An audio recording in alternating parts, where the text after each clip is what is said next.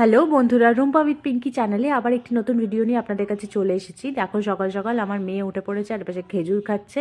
আর মা দেখছি, শাশুড়ি মা দেখছি কত দেখো মটরশুঁটি স্টোর করে রাখছে। সব এগুলো সব আমার ছোটো মাসি শাশুড়ি এসেছে, তো সেই জন্য ও নিয়ে এসেছিলো বলে আমার শাশুড়ি মা এগুলো সব স্টোর করে রাখছে, যাতে বহুদিন ধরে ইউজ করতে পারে। তোমরাও এরকমভাবে স্টোর করে রাখতে পারো।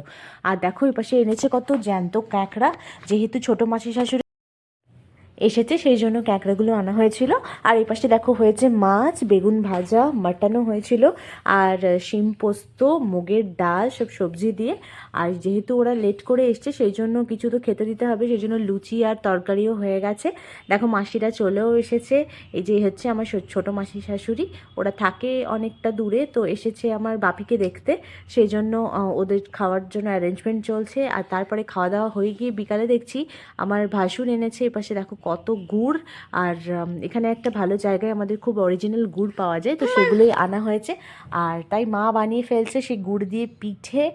পিঠে পুলি হচ্ছে, যেহেতু পৌষ মাসে যদি এইটা না করা হয় তাহলে তো হয় না। সংক্রান্তির দিন আমার সবার ঘরে ঘরে পিঠে, তাই আমাদের ঘরেও পিঠে হয়েছে প্রচুর, আর সেগুলোই আমরা রাতে ডিনার করেছি। তো ভিডিওটি ভালো লেগে থাকলে লাইক, শেয়ার, সাবস্ক্রাইব অবশ্যই করবেন। আর হ্যাঁ, কমেন্ট করতে ভুলবেন না কিন্তু। ঠিক আছে, গুড নাইট, টাটা।